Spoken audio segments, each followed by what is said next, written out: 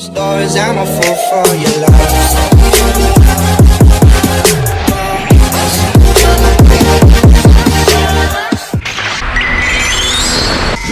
Nah, seperti biasa, sebelum lanjut video ini, jangan lupa subscribe dan juga nyalakan bel notifikasinya ya.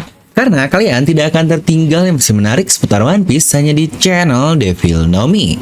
Pastikan sebelum kalian komen, kalian tonton video sampai habis agar tidak ada informasi yang miss dan tersesat seperti Babang Zoro. Nah, kali ini kita akan bahas spoiler untuk One Piece terbaru, yaitu di chapter 1064. Di mana akhirnya Oda tidak melakukan polanya seperti biasa yang dilempar dulu ke hal lain ketika chapter berakhir dengan epic. Ya benar, karena di spoiler kali ini langsung melanjutkan apa yang terjadi di chapter lalu. Jadi oke lah, kita langsung saja ya. Dimana judul untuk chapter 1064 ini adalah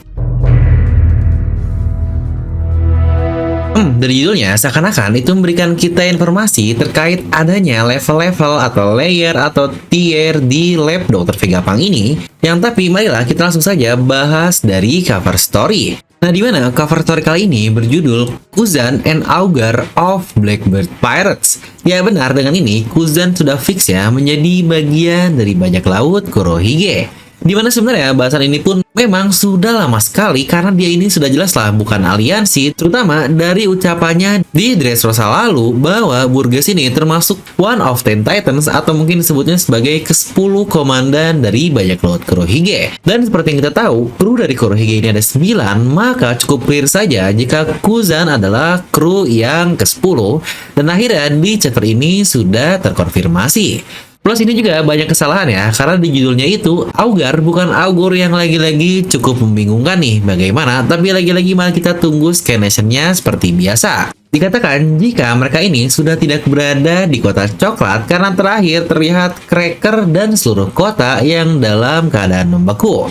Nah, buat yang bingung kok di cover story Puding ada di mana tapi sekarang di cerita juga ada. Ya lagi-lagi perlu diingat jika cover story itu biasanya ceritanya atau timelinenya paralel dengan keadaan cerita di cerita utamanya. Tapi seperti yang kita tahu, cover Germa ini sudah dimulai sejak perang Onigashima di chapter 1035, di mana itulah waktu paralel yang sebenarnya terjadi di cover story. Yang jadi bisa dibilang hal tersebut terjadi 2 minggu lebih pasca Luffy meninggalkan Whole Cake Island dan mengalahkan Katakuri.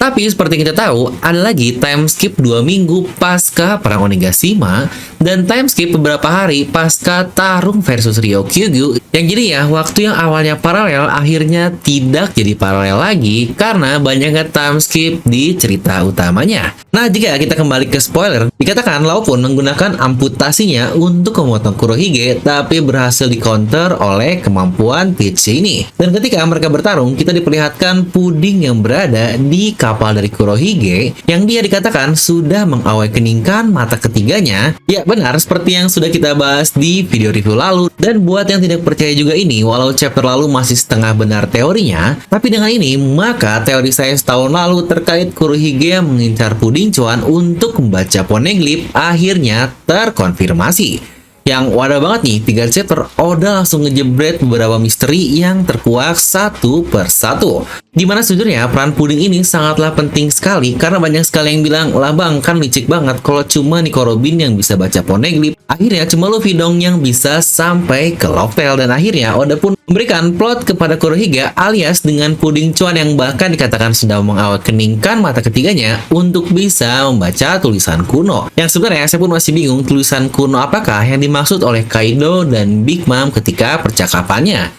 Di mana di sini pun Puding berkata jika Big Mom sudah terkonfirmasi jika dia ini sudah mati. Yang wow banget nih, apakah dengan ini berarti Big Mom dan Kaido murni mati setelah mereka masuk ke dalam magma tersebut? Karena lagi-lagi ingat ya, ini timelinenya sudah berminggu-minggu setelah duel Onigashima, jadi sudah cukup lama tanpa kabar. Bisa saja Puding akhirnya membuat kesimpulan jika ibunya telah mati.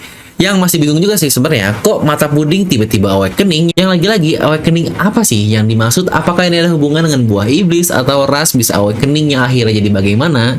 Untuk ini mari kita tunggu saja penjelasannya yang kemungkinan tidak akan dibahas di chapter ini juga. Dan di sini dikatakan jika Shiryu dia muncul juga di chapter ini dalam keadaan menghilang. Yang, wah gila ya, ini kemampuan yang sangat berbahaya sekali. Apakah jangan-jangan Kuzan ada di kapal Kurohige yang kemungkinan besar dia juga bisa ikut bertarung melawan Babang Torao.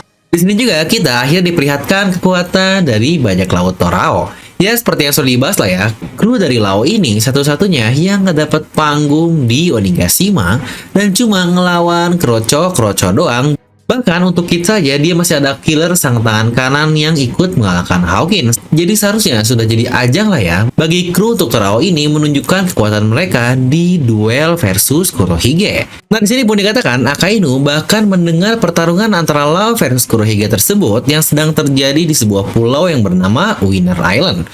Nama yang sangat dramatis. Dan kita pun akhirnya berpindah ke Pulau Egghead lagi, tim dari bajak laut topi jerami. Dikatakan kemarahan Bone itu akhirnya membuat Luffy, Jinbei, dan Chopper diubah umurnya. Walau tidak diberitahu jadi usia berapa mereka sekarang, tapi yang menarik adalah dia tetap bercerita bahwa Kuma bukanlah manusia dan dia ini adalah ras spesial. Ya benar, dari dia ini bukan manusia saja, itu sudah menjadi hal yang sangat menarik. Satu yang ada di pikiran saya adalah, apakah ini semua ada hubungan dengan ras bulan yang muncul di cover story NL? Ya, mari untuk hal ini kita lihat nanti saja. Lalu terkait Luffy dan kawan-kawannya yang diubah umurnya ini, sejujurnya ini adalah salah satu plot yang sangat mungkin terjadi ketika awal mereka bertemu dengan Bone. Diubah umurnya, lalu ada plot Bone harus ngubah mereka balik lah. Ya klasik banget lah, kayak Arc Van Hazard lalu.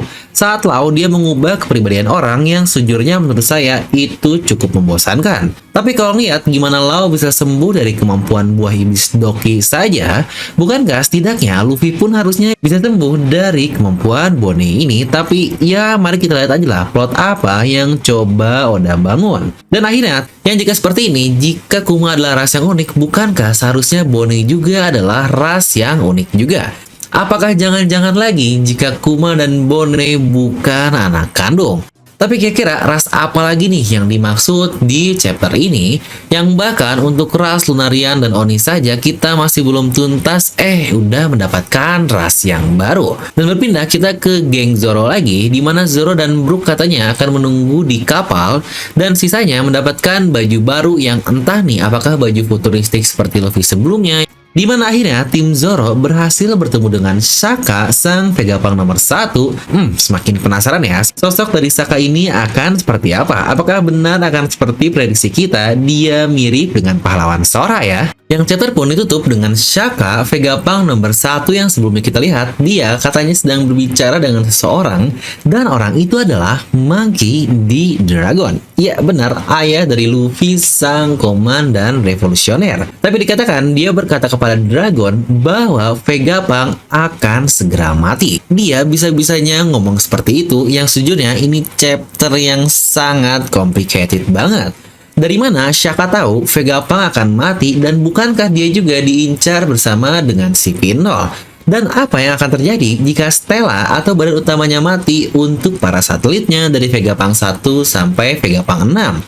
Dan kira-kira ada hubungan apakah Vegapunk dengan Monkey the Dragon? Apakah akhirnya terkonfirmasi untuk hubungan mereka? Nah, mari kita tunggu scan lessonnya saja ya. Dan tentu saja tonton reviewnya hanya di channel Levelomi setiap hari Jumat. Dan info penting juga bahwa minggu depan libur seperti biasa. Wah, tiap akhir bulan nih kayaknya One Piece akan selalu libur. Nah, ngomong-ngomong, untuk pertarungan Law versus Kurohige, saya sudah pernah membahas worst case dan best case dari output pertarungan mereka di video sebelum ini ya. Jika kalian penasaran, kalian bisa langsung klik kartu di atas kanan video. Nah, gimana nih buat yang udah nonton Movie Red, makin cinta nggak sama karakter utama kita di sana, yaitu UTA alias Uta-chan?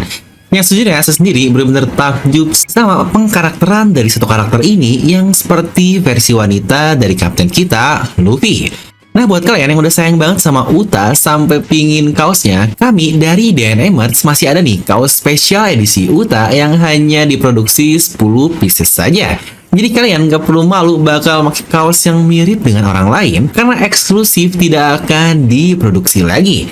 Yuk, buat yang pingin, harga ada di 156.000. Ya benar, 56 AK Gomu angka spesial Sencho kita.